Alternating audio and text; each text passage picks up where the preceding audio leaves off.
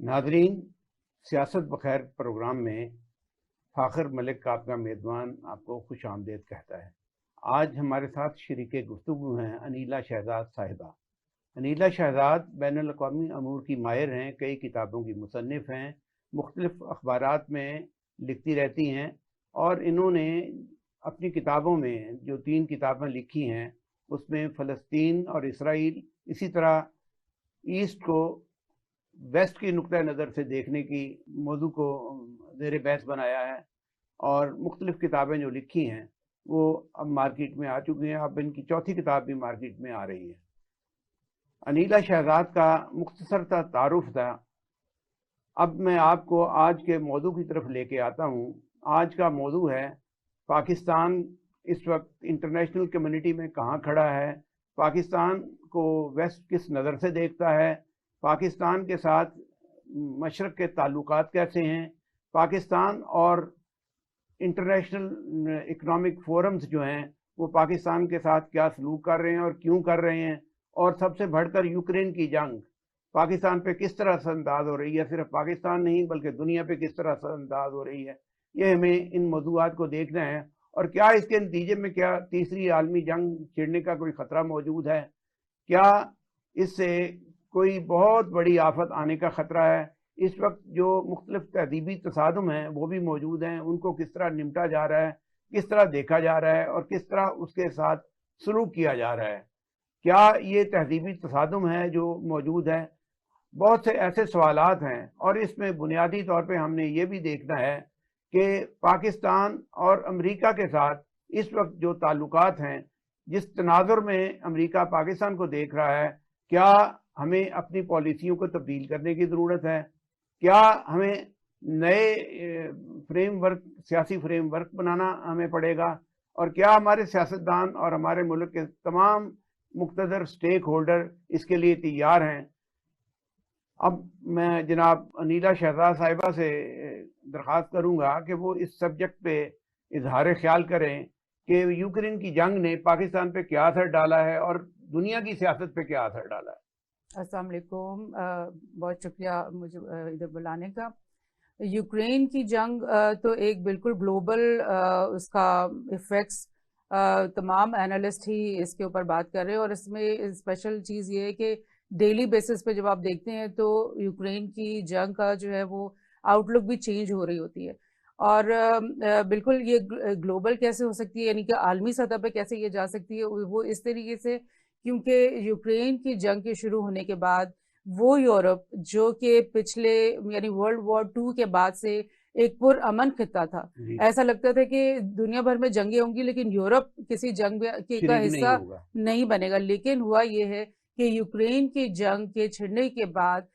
NATO की जो policies की वजह से और नेटो का जो दबाव है यूरोपियन ममालिक के ऊपर, उसकी वजह से उन तमाम ममालिक को खुशी से या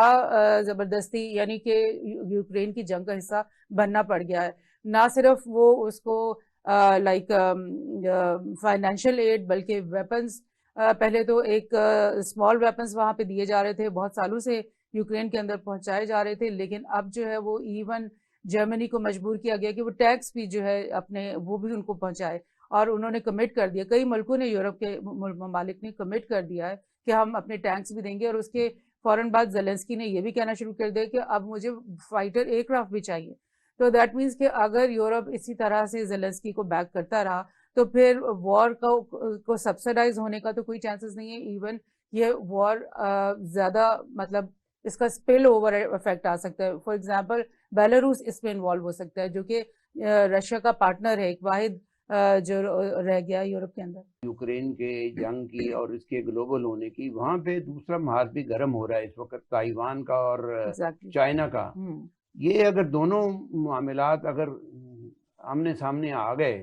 तो क्या नतीजा निकलेगा, पर्टिकुलरली मुआशी नतीजा क्या निकलेगा, मुआशी तौर पर हमें क्या नुकसान होगा या क्या फायदा होगा, हमें इसको किस तनाज़ुर में देखना चाहिए और हमें किसको सपोर्ट करना चाहिए, यूक्रेन को या यूरोप को या रशिया को, किसको हमें सपोर्ट करना चाहिए, पाकिस्तान की पॉलिसी का तनाजुर क्या होना चाहिए इसमें। एक्चुअली जहाँ तक तो मुआशी सूरत हाल की बात है ना, گلوبل ریسیشن آپ کو پتہ ہے 2008 سے شروع ہوا ہے اور اس کی سبسیڈائز ہونے کے بجائے وہ مستقل یہاں موجود ہے. اور اسپیشلی جو ٹرمپ نے آ کر چائنا کے خلاف ٹریڈ وار شروع کی تھی اس کی وجہ سے چائنا کی بزنسز بھی ڈاؤن ہو گئی, اور چائنا کیونکہ ایک گلوبل کنٹریبیوٹر تھا, ایک گلوبل پلیئر تھا, اور اس کی وجہ سے مزید جو ہے وہ تمام ممالک کی ٹریڈ کے اندر ریسیشن مزید آئی ہے. اس سب کے ہونے کے ساتھ ساتھ اگر آپ یوکرین کا ایک فرنٹ کھول لیتے ہیں اور وہاں سے, کیونکہ یوکرین کو ویٹ کا باسکٹ گلوبلی بھی کہا جاتا ہے کیونکہ اس میں بہت زیادہ پلین ایریا ہے, تو اس کے علاوہ یہ بھی کہ یوکرین اور رشیا کی جنگ کی وجہ سے جو رشین گیس پورے یورپ کو سپلائی ہوتی تھی اس کا بھی اس میں بھی رکاوٹ آ گئی ہے, تو لہٰذا ریسیشن ختم ہونے کے بجائے زیادہ مزید خراب ہوتی جا رہی ہے. یہی وجہ ہے کہ بہت سارے ممالک جو ہیں ڈیفالٹ کی طرف جا رہے ہیں بیکاز آف دا ریزن کہ گلوبلی ٹریڈ جو ہے وہ بہت ڈیمیج ہوئی ہے. یوکرین کی جنگ جو ہو رہی ہے پاکستان پہ اس نے کیا اثر ڈالا ہے؟ پاکستان کے اوپر تو بہت ہی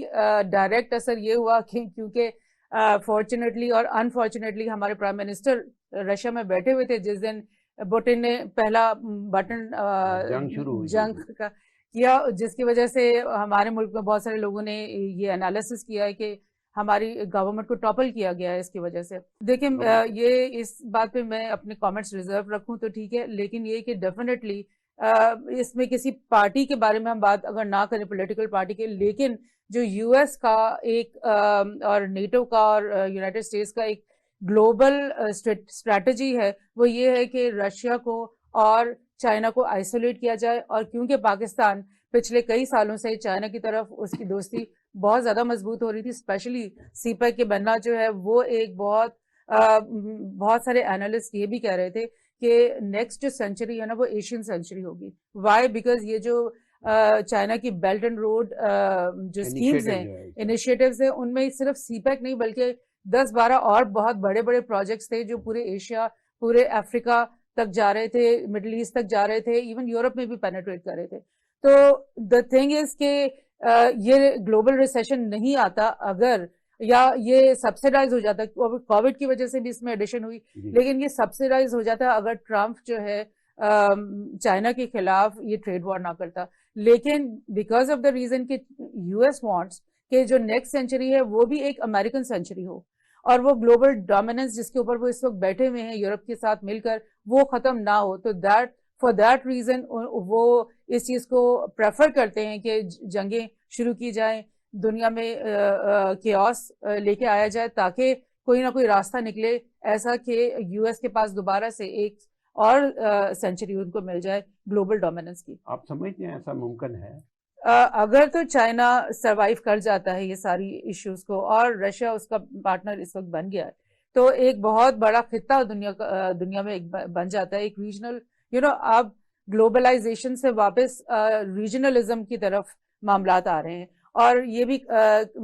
پولیٹیکل سائنٹسٹ یہ کہہ رہے ہیں کہ جو ریجنل اینٹی سب سے اسٹرانگ ہوگی وہ نیکسٹ رول کرے گی دنیا میں. تو اگر نیٹو اور یو ایس اور اس کے جو یورپین الائز ہیں وہ مل کر کے اتنے مضبوط نہیں رہتے جتنے کہ رشیا اور چائنا اور central Asian countries plus Pakistan, اگر ہم ایک ایسا ریجنل اینٹی بن جاتے جو کہ ان سب کو لائک ڈومینیٹ کرنے کی اس میں قوت ہو یا ابیلٹی ہو, تو پھر ڈیفینیٹلی آپ جس ریجنلزم کی بات کر رہی ہیں اور ریجنل تعلقات کی بات کر رہی ہیں, اگر میں آپ کی اس بات کو اس طرح لے لوں اور یہ سمجھوں کہ اگلی صدی جو ہے وہ مشرق کی ہے اور مشرق میں بالخصوص پاکستان جس اسٹریٹجک پوائنٹ پہ بیٹھا ہوا ہے, آپ سمجھتی ہیں کہ پاکستان کو انڈیا کے ساتھ بھی ریلیشن شپ جو اس کو بہتر کرنا چاہیے؟ دیکھیں پاکستان ہی کیا بلکہ تمام دنیا کے ہر ملک کے لیے یہ سب سے بیسٹ اسٹریٹجک بات ہوتی ہے کہ اس کا نیبرہڈ اس کے لیے پیسفل ہو. لائک کوئی بھی کنٹری ایک اسٹرانگ کنٹری نہیں کہلائے گا اگر اس کے ڈائریکٹ نیبرہڈ میں اس کے انیمیز بیٹھے ہیں جو کسی بھی ٹائم اس کو اسٹرائک کرنے کے لیے تیار ہیں. تو یہی وجہ میں آپ کو بتاؤں کہ یو ایس کیوں ایک گلوبل پاور ہے, بیکاز اس کی نیبرہڈ میں اس کے خطے میں کوئی اس کو چیلنج کرنے والا نہیں ہے. اب انڈیا اور پاکستان کا جو آرچ انیمی بنے ہوئے ہیں اتنے, اس میں نہ صرف پاکستان کو بلکہ انڈیا ہم دونوں کو نقصان ہے, because India is always threatened by us, we are always threatened by India. تو اس سے ہماری جو پروڈکٹیوٹی ہے, ہمارے کامرس سے ظاہر اس پہ افیکٹ ہوتا ہے. لیکن پرابلم یہ ہے, میں اپنا یہ سمجھتی ہوں, being Pakistani also and being an analyst of international scenarios every day, میرا تجزیہ ہوتا ہے, میں یہ سمجھتی ہوں کہ پاکستان کے اندر کوئی ایکسپینشنسٹ کی بیماری نہیں ہے. Like we are never ready to attack another country, to invade that country. ایسا ہمارا نہیں ہے, مگر انڈیا کے اندر تھوڑے سے یہ جراثیم پائے جاتے. تو that is the reason why کہ اگر پاکستان چاہے بھی, because ہمارے ملک میں بہت زیادہ یہ نیریٹو پریچ کیا جاتا ہے کہ آپ انڈیا کے ساتھ دوستی کر لیں, ٹھیک ہے, مگر the problem is کہ انڈیا کی انٹینشنز, انڈیا کا رویہ اتنا نیگیٹو ہوتا ہے, because you know for the last 20 years India جو ہے وہ یو ایس کیمپ کے اندر چلا گیا, اور جب سے وہ یو ایس کیمپ کے اندر گیا ہے, پہلے اوباما جو ہے ان کے پچھلے جو پی ایم تھے, انہوں نے جوائنٹ اسٹیٹمنٹس دی, اس کے بعد مودی نے 3-4 دفعہ مل کر ٹرمپ کے ساتھ اور یہ بائیڈن کے ساتھ مل کر کے, اور ان کے منسٹرز اکثر یہ اسٹیٹمنٹس دیتے ہیں کہ لائک پاکستان از ہاربرنگ ٹیررزم, پاکستان جو ہے وہ ٹیررزم نہ صرف ہمارے خلاف کر رہا ہے بلکہ پوری دنیا میں ایکسپورٹ کر رہا ہے. مطلب اتنی بے بنیاد اور اتنے نفرت انگیز ان کا نیریٹو ہوتا ہے پاکستان کے خلاف کہ کوئی بھی ایک یعنی جو ہے نا اسٹرانگ کنٹری ہوتے ہوئے کوئی کنٹری نہیں چاہے گا کہ وہ اس طرح کے انفرینڈلی ماحول کے اندر کسی کے ساتھ. آپ جس طرح پورٹریٹ کریں ریلیشن شپ کو انڈیا اور پاکستان کو, تو پاکستان اور انڈیا کے مابین کوئی فیوچر میں کیا اسٹریٹجی آپ کے خیال میں ہونی چاہیے کہ نارملائزیشن ہو؟ کہ نارملائزیشن پاکستان کے فیور میں بھی ہے, انڈیا کے فیور میں بھی ہے, لیکن یہ نارملائزیشن کیوں نہیں ہو رہی, اس کی وجوہات آپ نے بیان کی ہیں. انڈیا کو جو سپورٹ امریکہ کی حاصل ہے, اور دوسری طرف پاکستان امریکہ کے پیچھے جا رہا ہے, امریکہ کے ساتھ اپنے تعلقات بڑھا رہا ہے اور چائنا سے تھوڑا سا پیچھے ہٹ رہا ہے. کیا یہ پالیسی پاکستان کے مفاد میں ہے؟ سب سے پہلے تو میں اس چیز کو ایمفسائز کرنا چاہ رہی ہوں کہ یو ایس کے ساتھ ہمارا نیریٹو بلڈنگ میں یہ بھی بہت زیادہ ہے کہ لوگ یہ کہتے ہیں کہ ہم تو ہیں ہی یو ایس کے کیمپ میں, لیکن میرا خیال یہ ہے کہ ہمیں ایک زبردستی یو ایس کے کیمپ میں دھکیلا جاتا ہے, ہمیں زبردستی پل ان کیا جاتا ہے, بیکاز آف دا ریزن کہ پچھلے 35 ایئر سے تو یہ ہسٹری چل رہی ہے کہ پہلے افغانستان میں روس نے انویژن کر لی, اس کے بعد 20 سال امریکہ نے وہاں پہ انویٹ کیے رکھا. تو ہم چاہتے یا نہ چاہتے ہوئے بھی ہمیں یو ایس کے ساتھ اپنی ڈپلومیسی بنانی پڑتی ہے, because we are just like almost involved in the Afghan war. Afghanistan میں جب بھی کوئی انویژن ہوتی ہے یا جب بھی وہاں پہ کوئی مصیبت آتی ہے تو پاکستان ڈائریکٹلی افیکٹڈ ہوتا ہے اس سے, اور پاکستان جو ہے وہ تھریٹنڈ فیل کرتا ہے کہ کیونکہ ہم فرسٹ ڈور نیبر ہیں تو ہمارے ساتھ بھی سب کچھ ہو سکتا ہے. تو دیٹس وائی لائک یہ جو نیریٹو ہے کہ ہم لوگ یو ایس کے کیمپ میں ہیں, I don't think so. India is actually in the U S camp, اور اس کا یہ اسٹریٹجک اس کی نیریٹو ہے, بٹ ہمارا ایسا نہیں ہے. سوال یہ ہے کہ جب امریکہ اور انڈیا کے ساتھ ریلیشن شپ ہے تو پاکستان کا اور انڈیا کا کہیں انٹریکشن بنتا ہے, کوئی ایسی کامن گراؤنڈ نکلتی ہے کہ جہاں پہ یہ دونوں ملک بیٹھ سکیں, ایک دوسرے سے بات کر سکیں, بالخصوص جب انڈیا نے کشمیر میں مقبوضہ کشمیر پہ 370 کی جو آرٹیکل 370 انٹروڈیوس کرایا ہے, اس کے بعد ریپیل کیا, انہوں نے ختم کیا آرٹیکل 370 اور آرٹیکل 35 دونوں انہوں نے ختم کیے ہیں, تو اس سے انہوں نے اس کو انیکس کرنے کی کوشش کی. جی ایگزیکٹلی. کیا اس صورتحال میں ان دونوں ملکوں کے مابین ریلیشن شپ بہتر ہو سکتا ہے؟ مجھے تو نہیں لگتا کہ ہو سکتا ہے, بیکاز آف دا ریزن کہ انڈیا کا جو آپ کو میں کہہ رہی ہوں ایٹیٹیوڈ پرابلم, وہ تو اس سے پہلے بھی چل رہا تھا, بیکاز ایشین جو کانفرنس تھی اس میں بھی انڈیا نے 1-2 دفعہ آنے سے انکار کر دیا, اور بولے اگر پاکستان آئے گا. ناظرین, ہمیں ایک بریک کے لیے کہا جا رہا ہے, ایک مختصر سا وقفہ لیتے ہیں, اس کے بعد دوبارہ یہ بحث یہیں سے شروع کریں گے.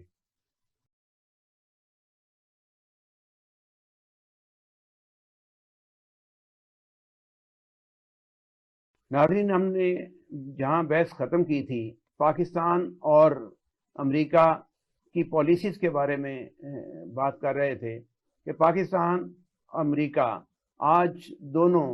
ایک طرف تو ہمیں یوں نظر آتا ہے کہ پاکستان امریکہ کی گود میں بیٹھا ہوا ہے, دوسری طرف نظر یہ آتا ہے کہ پاکستان کو آج تک امریکہ سے جتنا کوئی فائدہ پہنچا ہے وہ نہ ہونے کے برابر ہے. پاکستان نے بے شمار مغرب کی طرف دیکھا اور اپنا نقصان اٹھایا، حتیٰ کہ پاکستان کے 2 حصے ہو گئے، مشرقی پاکستان علیحدہ ہو گیا اور امریکہ کا 7واں بحری بیڑا پاکستان نہ پہنچ سکا. بدقسمتی یہ ہے، اس کے باوجود آج ہم جس معاشی مشکل کا شکار ہیں، IMF کی طرف دیکھ رہے ہیں، ورلڈ بینک کی طرف دیکھ رہے ہیں، اس میں سب سے بڑا اہم کردار امریکہ کا ہے.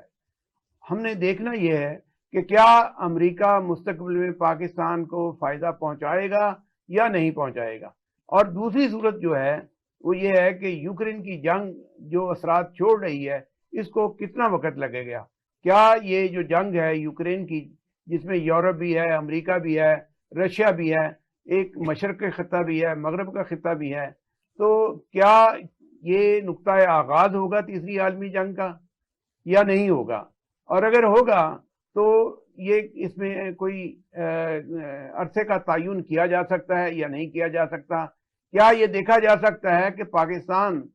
یوکرین کی جنگ سے کتنا متاثر ہوگا؟ ابھی تک تو ہم بہت ساری مشکلات کا شکار ہیں، اور مستقبل میں یہ مشکلات اگر بڑھیں گی تو اس کا تدارک کیسے ہوگا، یہ ہم پوچھتے ہیں محترمہ انیلا شہزاد صاحبہ سے. US کے کیمپ میں ہونا یہ ایک نیریٹو ہے جس پہ ہماری کچھ پولیٹیکل جو اسپیکٹرم ہے وہ چلتا ہے، لیکن the reality is کہ جیسے آپ نے کہا US کے ساتھ تعلقات میں کبھی بھی ہمیں کوئی فائدہ نہیں ہوا، بلکہ ہمیشہ ہمیں یہی ڈکٹیشن ملی کہ ڈو مور، اور ہمیشہ یہی پتہ چلا کہ بجائے اس کے کہ ہماری ٹیررزم میں، وار آن ٹیرر میں اتنی کوآپریشن کے باوجود ہمیں یہ آج کہا جا رہا ہے کہ پاکستان جو ہے وہ ٹیررزم کو ہاربر کرتا ہے، پیدا کرتا ہے اور دنیا بھر میں ایکسپورٹ کرتا ہے. سو یہ جو امریکہ کے ساتھ دوستی ہے یہ کبھی بھی ہمارے لیے سود مند ثابت نہیں ہوتی. اس کے برعکس اگر ہم اسی چیز کو سمجھنا چاہیں تو ہمیں یہ سمجھنا چاہیے کہ چائنا کے ساتھ اور رشیا کے ساتھ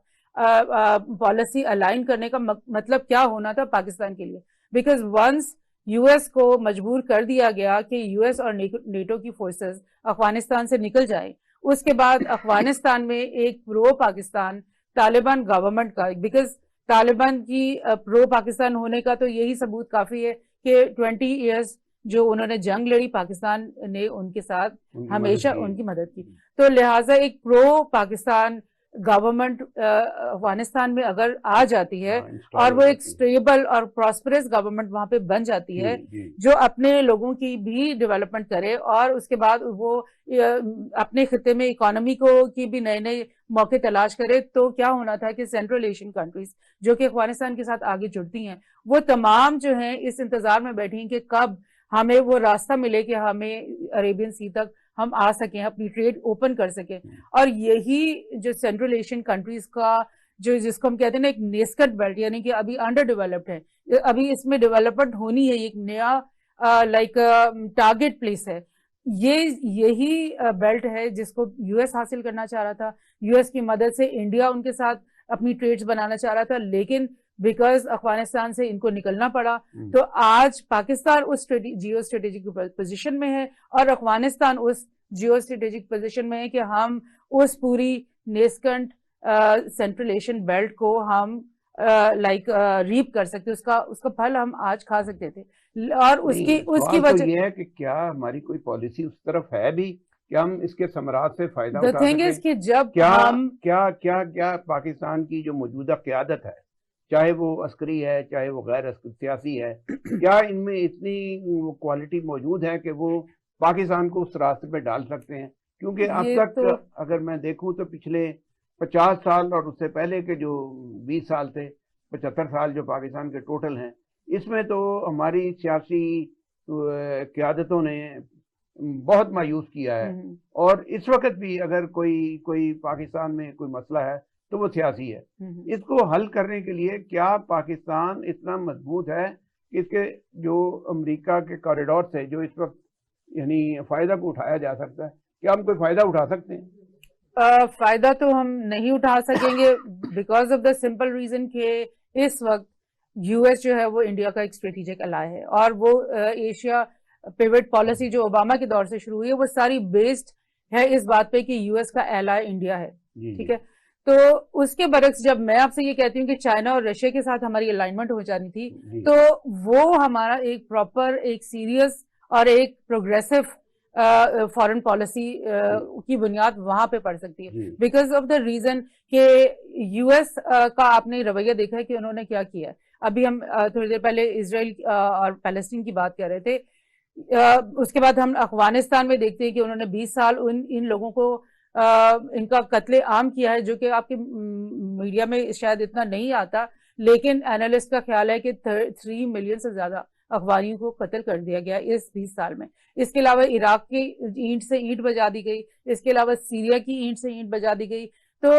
ہمیں کبھی بھی یہ نہیں سمجھنا کہ ہم آئسولیشن میں ہیں. ہماری political narrative based on an isolationist viewpoint ہوتا ہے کہ ہم پاکستان ہیں, ہم نے اپنے لیے کیا کرنا ہے. ایسا نہیں ہے, ہم ایک گلوبل ولیج کے اندر رہ رہے ہیں. ہمارا تعلق اس ساری سیناریو سے ہے جو افغانستان میں ہو رہا ہے, ایران میں ہو رہا ہے, اور ہمارے مڈل ایسٹ بیلٹ میں ہو رہی ہے, اور یہ سب چیزیں ہمیں افیکٹ کرتی ہیں. اور اگر ہماری چائنا کے ساتھ الائنس ہو جاتی ہے, دیکھیں یو ایس کی جو پالیسی ہے اس وقت, میں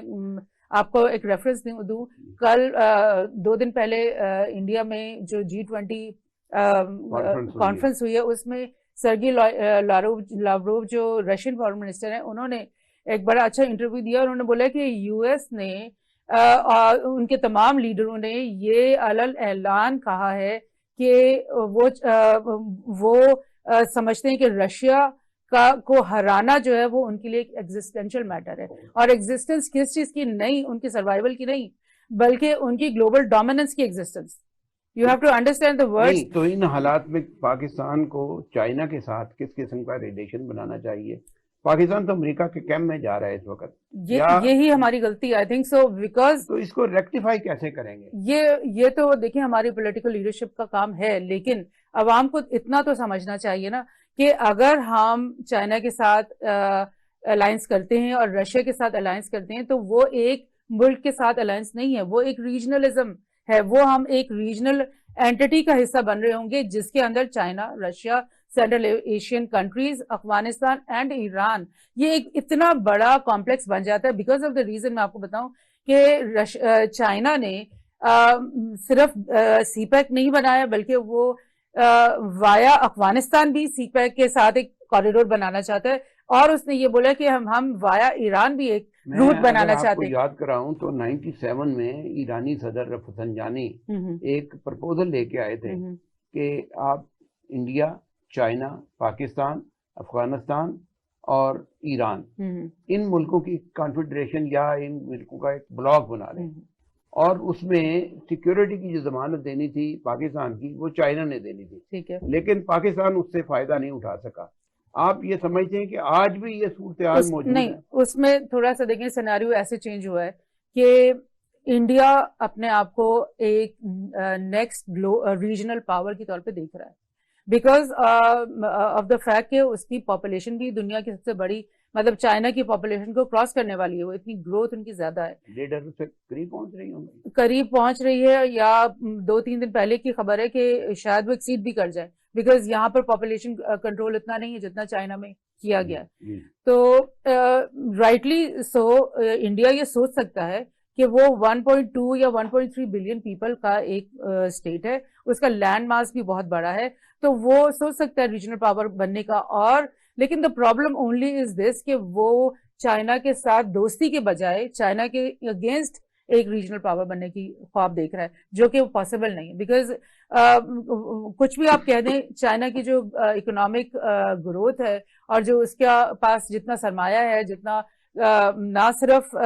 ڈالرز کی صورت میں بلکہ انٹیلیجنس کی صورت میں, بلکہ ان کی انڈسٹریلائزیشن کی صورت میں, ٹیکنالوجی, ایون ان کی ملٹری بلڈ اپ کی صورت میں, China is way for ahead of India. تو یہ صرف انڈیا کا ڈریم کیسے پورا ہو رہا ہے یا ہو سکتا ہے یا اس کو دکھائی دے رہا ہے, وہ یو ایس کے ساتھ دوستی کرنے میں. اور یو ایس کی اسٹریٹجک پالیسی اگر مطلب اٹس اوپن ٹو ایوری بڈی, سب سمجھ سکتے ہیں کہ it is based on wars. U S سمجھتا ہے کہ اس کا انٹرسٹ سیکیور کرنے کے لیے دنیا کے ممالک کو ایک ایک کر کے تباہ کرنا ہے.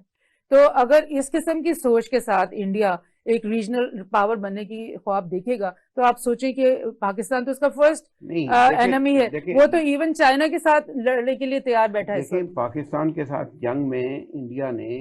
مختلف اوقات میں یہ تماشا دیکھ لیا ہے کہ انڈیا بڑا ہونے کے باوجود, بڑی آرمی ہونے کے باوجود, بہت زیادہ اسلحہ ہونے کے باوجود پاکستان نے اس کو بیٹ کیا ہے. اور الحمدللہ میں سمجھتا ہوں کہ یہ کریڈٹ پاکستان کی آرمی کو جاتا ہے کہ آرمی نے ہر اس وقت ان کو کنفرنٹ کیا جب بھی اس ملک کو ضرورت تھی. لیکن بدقسمتی یہ ہے کہ جو معاشی صورتحال ہے پاکستان کی وہ اتنی اچھی نہیں جو اس وقت انڈیا کی اچھی بہتر ہوتی جا رہی ہے, اور پاکستان اس معاملے میں بہت پیچھے جا رہا ہے. اس صورتحال میں جبکہ انڈیا اسٹریٹجک پارٹنر ہے امریکہ کا,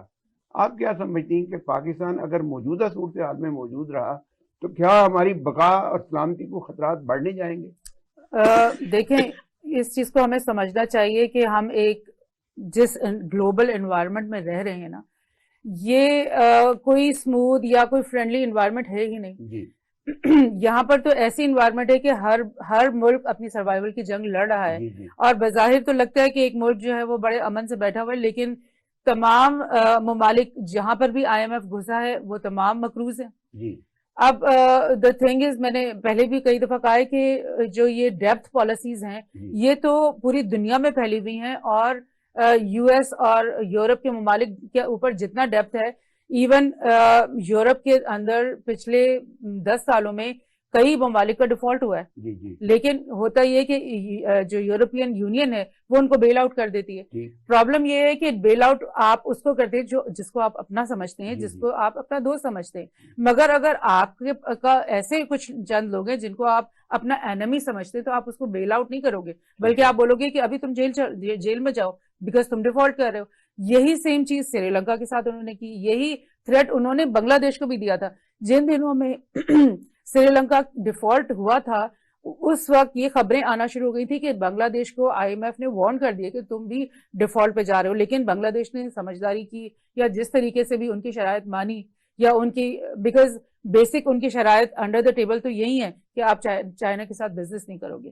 یا جیسے کہ سری لنکا کو منع کیا کہ تم ہمیں ٹوٹو پورٹ ان سے واپس لے لو. اسی طرح سے بیلٹ اینڈ روڈ کے بہت سے پروجیکٹس بنگلہ دیش میں شروع ہو چکے ہیں جن سے ان کو ودرا ہونا پڑے گا just to keep out of default. یہی کام ایگزیکٹلی پاکستان کے ساتھ ہوا ہے کہ سی پیک کو آپ